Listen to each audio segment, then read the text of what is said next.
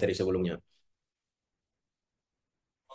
Kalau di serial gaya bercakap dalam menulis akademik bagian yang pertama, kita bicara tentang eh, apa kata mereka. Bukan, bukan apa kata mereka. Apa prinsip-prinsip atau dasar-dasar teoritik dari menulis itu sebagai sebuah percakapan. Lalu nanti di serial yang kedua kita bicara apa kata mereka. Serial yang ketiga, lalu saya mau bilang apa. Nah, serial yang keempat ini, yang terakhir, itu bagaimana cara supaya percakapan itu koheren gitu. Jadi seperti yang sudah saya singgung di grup WA bahwa sebenarnya puncak dari serial ini itu di seri yang ketiga yang lalu itu, yang rekamannya saya sudah bagikan bahwa eh, saya mau bilang apa. Itu inti dari menulis akademik sebagai sebuah percakapan. Nah, untuk yang sekarang ini yang menjadi penutup ini sifatnya lumayan teknis dan tujuannya semata-mata agar percakapan yang terjadi dalam tulisan akademik yang sementara kita kerjakan itu apa kata mereka lalu saya merespon apa kata mereka saya merespon apa kata mereka saya merespon apa itu terjadi dalam tulisan yang koheren gitu. Jadi bukan melompat-lompat. Itu salah satu jebakan sih kalau kita menulis akademik. Kadang kita di satu sisi kadang kita cuma kutip sana, kutip sana sini kayak semacam bricolage begitu. Berarti dia cuma stuck di apa kata mereka. Kalaupun misalnya kita merespon bricolage itu lalu percakapan jalan gitu, jadi ada semacam tektok gitu. Mereka bilang apa, saya bilang apa, mereka bilang apa, saya bilang apa, mereka bilang apa, saya bilang apa. Itu ada jebakan nanti kayak cuma meloncat-loncat percakapannya. Eh, jadi bagian yang terakhir ini tujuannya untuk memberi pegangan bagi kita bagaimana cara supaya percakapan itu terjadi dalam tulisan yang koheren, masuk akal gitu loh. Jadi pembaca itu bisa mengikuti, itu tujuannya. Pembaca itu bisa mengikuti percakapan yang sementara terjadi di dalam tulisan akademik itu. Itu tujuan dari bagian penutup ini. Jadi ini eh, masih saya ambil dari buku ini. Sama seperti bagian yang semua serial ini saya ambil dari buku ini karena buku ini sangat representatif dan sangat populer dan saya kira framework yang ditawarkan atau kerangka berpikir yang ditawarkan itu sangat sederhana dan mudah dipahami. Semoga ya. Jadi hari ini sebenarnya cuma bicara soal koherensi saja. Jadi tujuannya memang cuma bicara soal koherensi, tidak apa namanya. eh, yang lain ini transisi, kata petunjuk, pengulangan istilah kunci, mengulang dengan perbedaan, lalu menjaga suara pribadi dalam tulisan akademik, memadukan bahasa formal dan informal, pertimbangan audiens, dan jadi menulis itu mempertimbangkan audiens dan tujuan penulisan, lalu meta commentary. Nanti saya jelaskan, lalu revisi. Semua ini bertujuan supaya tulisan yang kita buat itu koheren. Pembaca bisa mengikuti percakapan yang sementara terjadi di dalam tulisan itu. Jadi topik hari ini semua ini semacam tools yang bisa memperlengkapi teman-teman supaya bagaimana menulis itu bisa koheren dengan kerangka berpikir percakapan tadi ya apa yang mereka katakan lalu saya merespon apa yang mereka katakan saya merespon apa itu.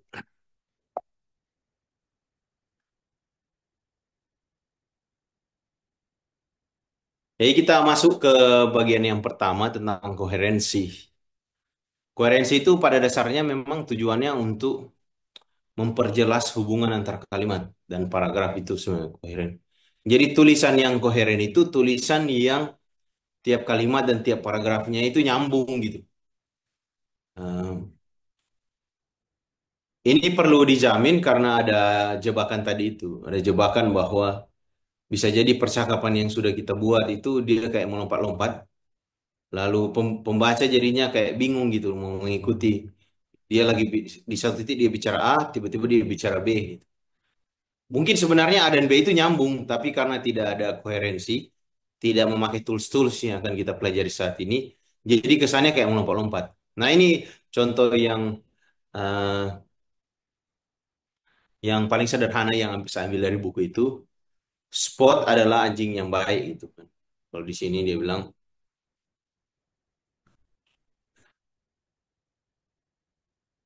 Spot katanya anjing yang baik.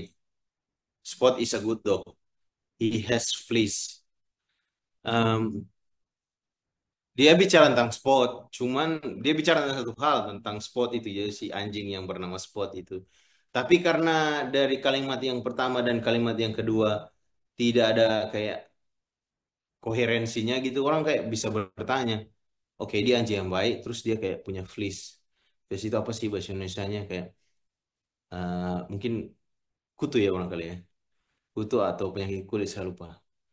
Pokoknya kayaknya dia punya semacam penyakit gitu. Jadi kayak eh, nggak nyambung gitu loh antara kalimat yang pertama dan kalimat yang kedua.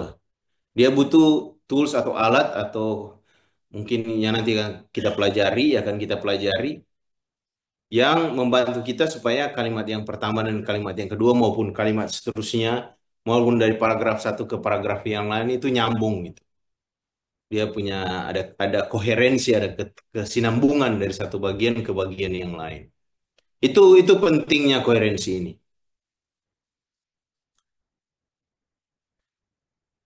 Nah, ini tools yang pertama yang mungkin kita sudah pernah pelajari juga waktu sekolah dulu, eh, di mata pelajaran bahasa Indonesia maupun di mata kuliah bahasa Indonesia. Tentu saja untuk supaya tulisan kita itu koheren atau nyambung dari satu bagian ke bagian yang lain, kita menggunakan transitional words atau kata-kata transisi. Jadi kata-kata transisi itu fungsinya ya untuk menghubungkan antara kalimat dan paragraf. Misalnya ya penambahan, misalnya untuk menyebutkan misalnya dari satu bagian ke bagian yang lain, kita mau menyebutkan penambahan, kita pakai juga atau selanjutnya. Elaborasi, ini dia untuk elaborasi maksudnya, jadi dari kalimat sebelumnya, kalimat selanjutnya itu ada semacam pengembangan gitu, penjelasan lebih lanjut. Nah, itu kita bisa pakai dengan kata lain. Lalu hubungan sebab akibat bisa pakai oleh karena itu. Ini ada contoh-contoh yang seperti biasa bisa saya kasih penerapan transisi misalnya dalam konteks sosiologi misalnya ini globalisasi menyebabkan perubahan dalam struktur ekonomi negara berkembang. Oke, itu kalimat yang pertama. Lalu kita pakai kalimat transisional sebagai akibatnya. Sebagai akibatnya, dia mau menyambungkan ketimpangan sosial semakin terlihat jelas di perkotaan. Saya menemukan kecenderungan di beberapa penulis dan mungkin agak sering di Indonesia ini ada penulis-penulis yang memaksa pembaca untuk mikir gitu loh. Jadi mereka tuh nggak mau pakai kayak sebagai akibatnya ini nggak mau. Langsung aja misalnya globalisasi menyebabkan perubahan dalam struktur ekonomi negara berkembang. Titik lalu langsung sambung ketimpangan sosial semakin terlihat jelas di perkotaan. Nah, ini saya kira yang membuat kadang penulis Indonesia itu sulit diterima di ranah global karena kalimat yang satu dan kalimat yang lain itu kayak nyambung. Kita tuh kayak maksa pembaca untuk supaya mikir kesambungannya apa gitu loh. Nyambungnya gimana? Itu yang menjadi persoalan. Nah, dengan adanya transisi-transisi misalnya sebagai akibatnya ini, kita membantu pembaca supaya bisa lebih mulus gitu loh. Bisa ngikuti alur berpikir kita. Nah, contoh lain misalnya di psikologi, menurut Piaget, anak usia 7 sampai 11 tahun mengalami tahap operasional konkret. Oke, titik di situ. Lalu dipakai contoh di sini dengan demikian interaksi sosial dengan teman sebaya menjadi penting bagi perkembangan kognitif mereka. Jadi kalimat yang kedua sebenarnya bicara hal yang lain. Tapi kalau tidak pakai misalnya transitional words seperti ini, dengan demikian ini pembaca jadi kayak bingung gitu loh. Lalu nyambungnya kayak gimana?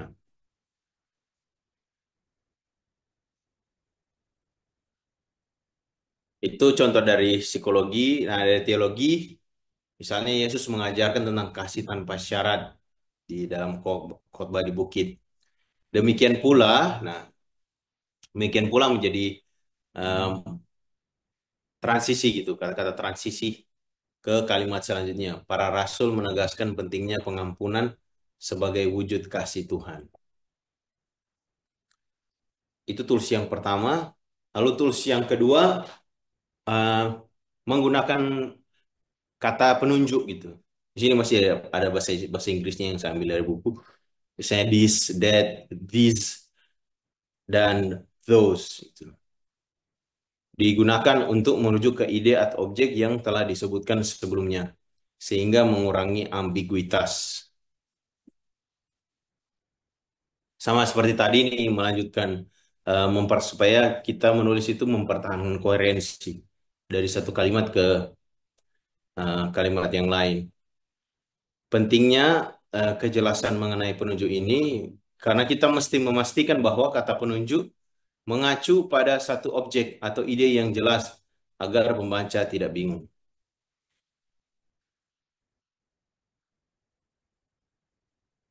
Contohnya eh, bisa dilihat di sini kalau dalam misalnya sosiologi, fenomena urbanisasi telah menyebabkan perubahan drastis dalam struktur sosial. Ini satu kalimat.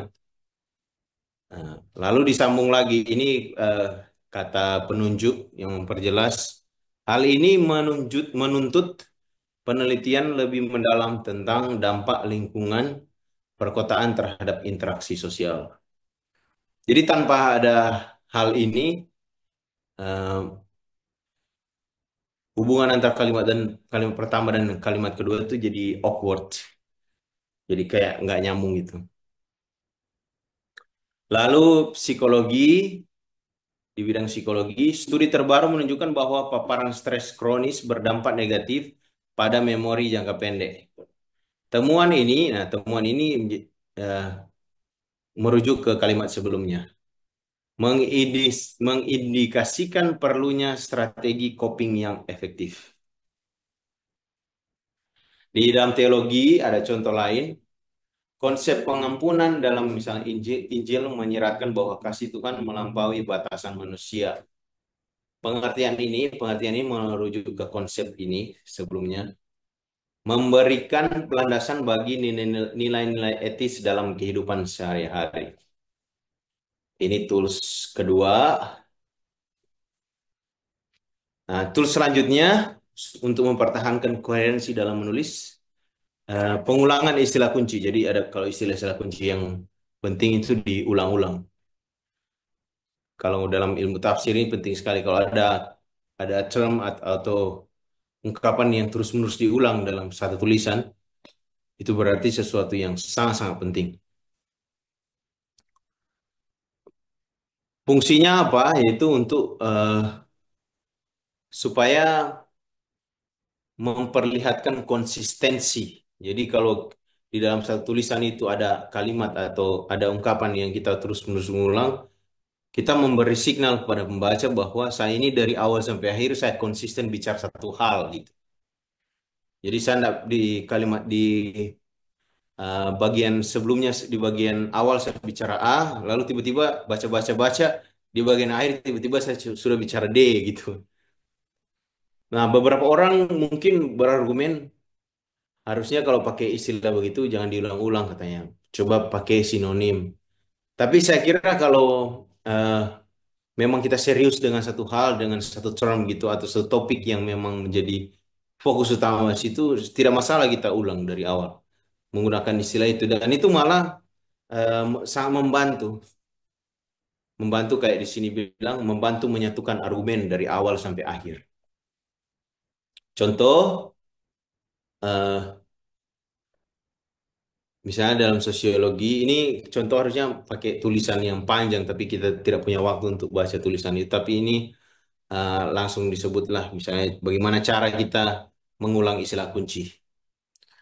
Misalnya dalam sosiologi, ketika kita membahas ketidaksetaraan, kita secara konsisten mengulang kata-kata tersebut. Misalnya kalau pakai variasi juga ada masalah, tapi kalau menyebut ketidaksetaraan juga ada masalah. Misalnya distribusi kekayaan yang tidak merata dan kesenjangan sosial. Itu semacam sebenarnya dia sama tapi pakai bahasa lain gitu, pembahasan lain. Ini contoh yang pakai pembahasan lain, tapi kalau saya bisa rekom, usahakan istilahnya bisa lebih mirip gitu dan bisa sangat memudahkan pembaca untuk mengikuti. Lalu di psikologi misalnya ketika kita membahas resiliensi, kita mengulang istilah tersebut. Kalau pakai sinonim juga ada di sini, bisa daya tahan psikologis. Resiliensi dan daya tahan psikologis itu sama sebenarnya. Walaupun dia agak ambigu, agak ambigu.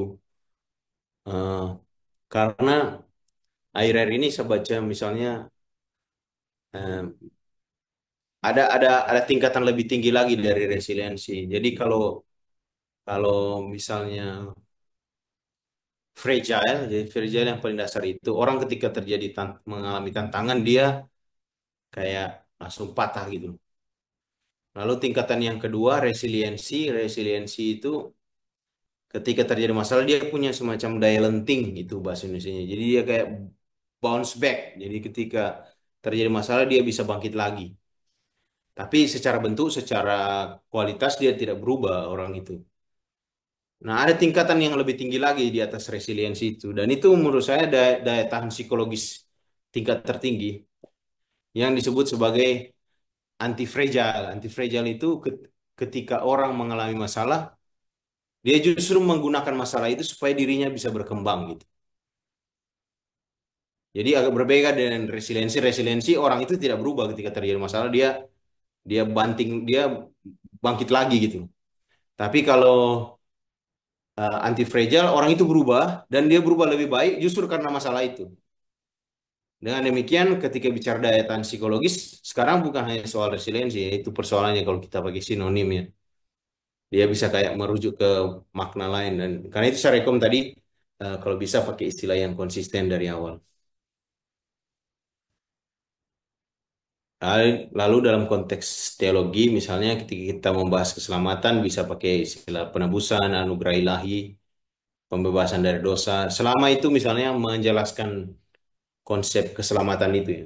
Karena seperti yang saya bilang tadi, em, anugerah ilahi, pembebasan dari dosa, itu kan bisa merujuk ke hal-hal lain juga sebenarnya. Kalau kita diskusikan secara teologis, bukan hanya soal keselamatan. Itu kalau kita pakai teknik pengulangan kunci, pengulangan istilah kunci untuk mempertahankan koherensi dari tulisan. Nah, tools yang selanjutnya yaitu mengulang tapi ada perbedaan gitu. Em, supaya jadi kayak hal yang sama tapi dibahasakan dengan cara yang lain. Tujuannya supaya tidak terkesan monoton, tapi masih sinambung, masih nyambung gitu. Teknik ini membantu membangun jembatan antara satu kalimat dengan kalimat berikutnya, sehingga setiap kalimat seolah menggenggam kalimat sebelumnya dan sekaligus membuka ruang untuk ide baru. Contoh ini, jadi dengan kata lain ini itu yang menjadi teknik atau cara mengulang tapi dengan bahasa yang berbeda. Masyarakat homogen cenderung memiliki norma yang kuat. Dengan kata lain, jadi dengan kata lain ini yang menjadi semacam kata penyambung yang menjelaskan bahwa kalimat selanjutnya itu dia hanya mengulang lagi sebenarnya, tapi dengan bahasa yang berbeda. Dengan kata lain, homogenitas sosial menciptakan identitas yang kokoh. Penelitian menunjukkan bahwa kecemasan yang tinggi dapat mengganggu konsentrasi. Ini di psikologi. Dalam arti lain, jadi itu dalam arti lain ini menjadi penanda bahwa kalimat selanjutnya itu dia hanya mengulang tapi dengan bahasa yang berbeda. Di teologi juga begitu, ada ajaran tentang kasih, lalu dengan demikian, kemudian ada kalimat yang dilanjutkan. Jadi ini tools mengulang tools selanjutnya, bagaimana cara kita mempertahankan koherensi. Nah, tools berikut yaitu eh, menggunakan suara pribadi, personal voice gitu. Em, ini mesti dibedakan dengan serial gaya bercakap yang sebelumnya, yang memang fokusnya ke suara atau pendapat pribadi. Tapi ini lebih kepada teknis sebenarnya. Bahwa kadang-kadang dalam menulis akademik kita bisa menyisipkan gaya bahasa sehari-hari gitu, maksudnya istilah-istilah keren yang sementara dipakai di kekinian, kira-kira gitu. Jadi lebih ke teknis. Contoh misalnya saat menjelaskan teori-teori struktural kita dapat menggunakan istilah teknis disertai dengan penjelasan dalam bahasa yang lebih sederhana. Misalnya struktur sosial yang sering dijelaskan melalui teori konflik sebenarnya mencerminkan realitas yang nyata banget gitu kira-kira. Jadi kayak bahasa-bahasa keren sehari-hari lah untuk em, supaya ada apa variasi.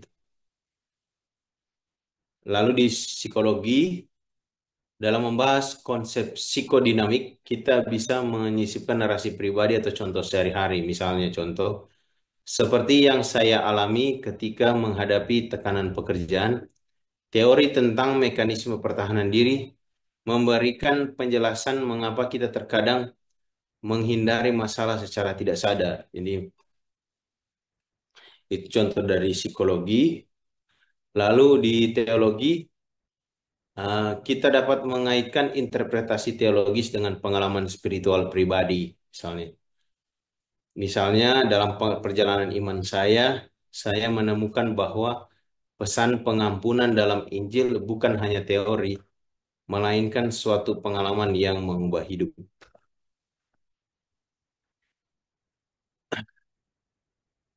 Itu tools yang bisa kita pakai.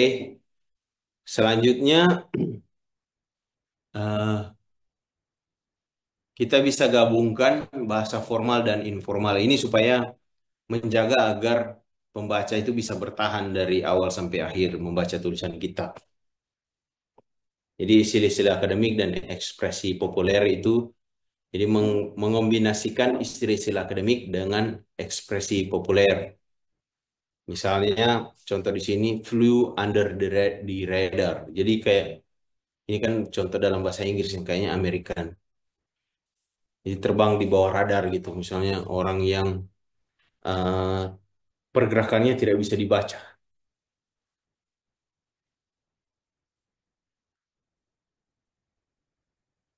Contoh mengenai ini misalnya dalam eh, teori Marx tentang alienasi ini dalam bidang sosiologi. Teori Marx tentang alienasi menjelaskan bagaimana pekerja merasa terasing dari hasil kerjanya. Namun bila kita lihat masyarakat modern, perasaan terasing itu nyata dirasakan oleh banyak orang dalam kehidupan sehari-hari. Ini semacam contoh dalam bahasa Inggris. Dalam bahasa Inggris dia pakai istilah yang lebih populer dalam bahasa Inggris, tapi ketika diterjemahkan dalam bahasa Indonesia terlihat biasa-biasa saja sebenarnya. Lalu di psikologi, dalam penelitian tentang stres, nah, burnout bukan sekedar istilah teknis. Ia menggambarkan kondisi di mana seseorang merasa sampai habis gitu. Sampai habis kayaknya di dalam bahasa Inggris ini ada istilah yang bahasa hari-hari, tapi mungkin kalau dalam bahasa Indonesia kita bisa pakai seorang merasa habis-habisan gitu kan untuk eh, terkuras habis misalnya karena tekanan yang terus-menerus. Jadi merasa sampai habis ini itu semacam upaya memadukan antara bahasa formal dan bahasa informal. Konsep anugerah ini dalam teologi, konsep anugerah dalam teologi reformasi mengajarkan bahwa keselamatan adalah pemberian dari Tuhan. Bisa dibilang ini adalah hadiah yang tidak bisa ditolak. Dalam tanda kutip, hadiah yang tidak bisa ditolak ini itu kalau dalam bahasa Inggris dia punya apa namanya konotasi yang populer, bahasa informal sebenarnya. Dia pakai semacam analogi. Hadiah yang tidak bisa ditolak bagi setiap manusia. Itu contoh kita memadukan bahasa formal dan informal. Lalu gaya bahasa kita dalam menulis juga perlu mempertimbangkan audiens dan tujuan. Jadi misalnya pada siapa kita menulis ini? Misalnya kita menulis untuk dibaca oleh rekan sejawat atau pembaca umum misalnya. Serta konteks tulisan itu bisa menjadi tugas akademik dan tugas kreatif. Saya kira sampai sekarang kita masih punya perbedaan yang signifikan ya kalau orang menulis menulis skripsi dan menulis bahkan untuk menulis skripsi dan menulis jurnal itu bahasanya bisa berbeda. Saya pribadi masih merasa kayak tulisan yang jurnal itu dia lebih luas dibanding skripsi atau tugas-tugas akhir misalnya skripsi, tesis, disertasi. Jurnal kayak kadang masih lebih bebas gitu untuk berekspresi. Itu semua bisa dipertimbangkan. Nah, contoh misalnya di dalam sosiologi, tulisan untuk jurnal akademik harus menggunakan bahasa yang lebih teknis dan formal. Itu mungkin di bidang-bidang sains dan teknik. Tapi kalau ilmu ilmu kita yang lebih sosial gitu, barangkali lebih argumentatif dan lebih luas. Sementara tulisan blog tentang isu sosial dapat menggunakan bahasa yang lebih santai dan mudah dipahami. Blog atau tulisan-tulisan di medsos itu bisa lebih bebas. Lalu dalam bidang psikologi, artikel ilmiah akan menekankan data empiris dan referensi teoritik. Sedangkan artikel populer dapat menyertakan cerita atau analogi yang lebih ringan untuk mengilustrasikan konsep. Di dalam bidang teologi, pidato gereja, tulisan devosi cenderung menggunakan bahasa yang mengena secara emosional. Sedangkan makalah teologis untuk seminar atau tulisan akademik lain harus menjaga konsistensi terminologi dan argumen. Meta commentary. Jadi meta commentary ini salah satu tool yang menurut saya paling penting karena ah, kalau yang lain itu dia sifatnya teknis, kalau ini sifatnya argumentatif. Jadi meta commentary itu maksudnya tiap kali kita menulis, kita perlu terus jangan terlalu sering juga, tapi kita perlu mengulang, menjelaskan maksud di balik apapun yang kita kita nyatakan atau kita tulis. Tujuannya apa? Supaya pembaca bisa memahami ini informasi-informasi yang kita sampaikan ini sebenarnya maksudnya apa gitu. Atau perdebatan yang sementara jalan ini tujuannya apa? Atau statement yang dibuat untuk merespon sesuatu em, tujuan spesifiknya apa misalnya? Kenapa dia merespon seperti itu? Itu semua meta commentary. Kita masuk ke contohnya, misalnya dalam sosiologi, dalam menganalisis dampak globalisasi, saya tidak bermaksud menyederhanakan fenomena kompleks ini. Jadi, saya tidak bermaksud menyederhanakan fenomena kompleks ini. Maksudnya itu meta komenterinya. Karena di kemungkinan besar di kalimat-kalimat sebelumnya dia menjelaskan tentang globalisasi ini. Tapi sekarang dia bilang saya tidak bermaksud menyederhanakan fenomena kompleks ini. Melainkan menunjukkan bagaimana berbagai faktor saling berkaitan. Ini contoh yang baik menjelaskan maksud dari tulisan-tulisan yang sudah dibuat sebelumnya atau kalimat-kalimat sebelumnya. Nah, di bidang psikologi, contoh lain, apa yang saya maksud di sini? Nah, apa yang saya maksud di sini, ini tuh contoh meta commentary. Adalah bahwa stres yang terus-menerus tidak hanya mempengaruhi emosi, tetapi juga secara signifikan menurunkan kinerja kognitif, sebagaimana terlihat dari penelitian terbaru. Dalam teologi, dengan pernyataan ini, saya mengajak pembaca untuk melihat kembali makna pengampunan dalam konteks kasih ilahi, bukan sekedar sebagai konsep moral abstrak. Nah, ini teknik-teknik yang bisa dipakai untuk meta commentary untuk membantu pembaca agar bisa eh, nagih gitu loh, bisa bertahan dalam membaca tulisan kita. Frasa-frasa seperti in other words, lalu what I mean is dalam bahasa Inggris ini. Ini saya ambil dari buku They Say I Say. To put it another way, yang mengulang ide dengan sudut pandang berbeda. Fungsi tambahannya itu mengantisipasi keberatan atau interpretasi yang salah, serta mengarahkan pembaca melalui alur argumen. Kalau informasi-informasi itu masuk tanpa ada semacam komentar atau penjelasan mengenai maksud informasi-informasi yang disampaikan, itu pembaca kan bisa menginterpretasinya secara lain.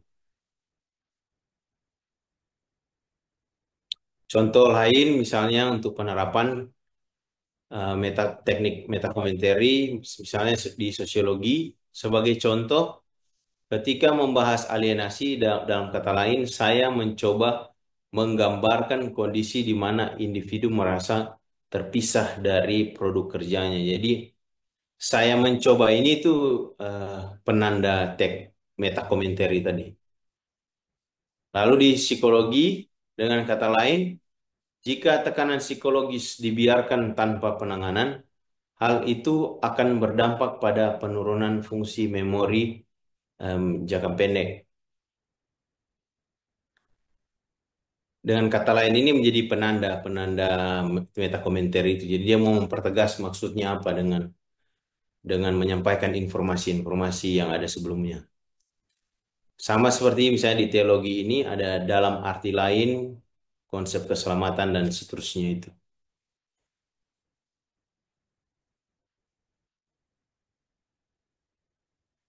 Nah, meta komentar juga bukan hanya ada di dalam bagian tulisan, tapi juga bisa diperjelas dari judul dan subjudul.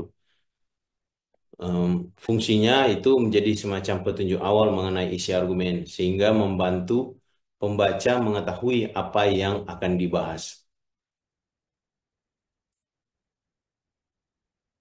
Ada beberapa contoh misalnya di bidang sosiologi, judulnya misalnya ketidaksetaraan sosial di era globalisasi, penyebab dan dampak. Subjudulnya bisa analisis teori konflik dan perubahan ekonomi, misalnya.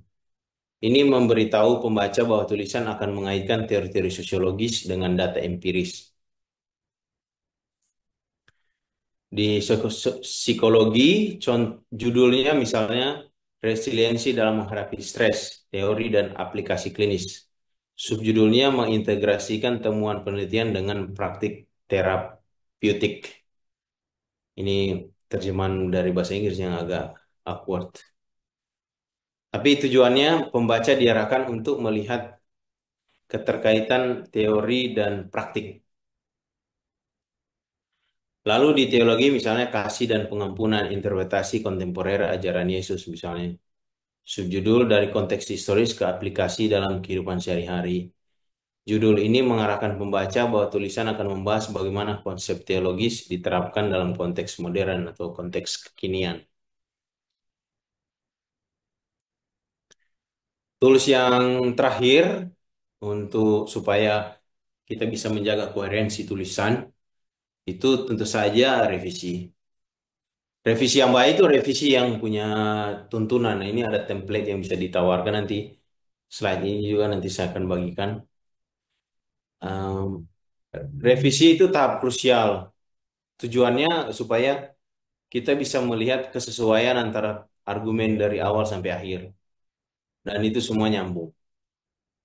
Jadi pastikan misalnya langkah-langkah revisi, misalnya pastikan they say apa yang mereka katakan dan I say, pendapat saya sendiri tersaji secara berurutan dan saling mendukung. Saling mendukung maksudnya eh, they say dan I say itu nyambung gitu loh.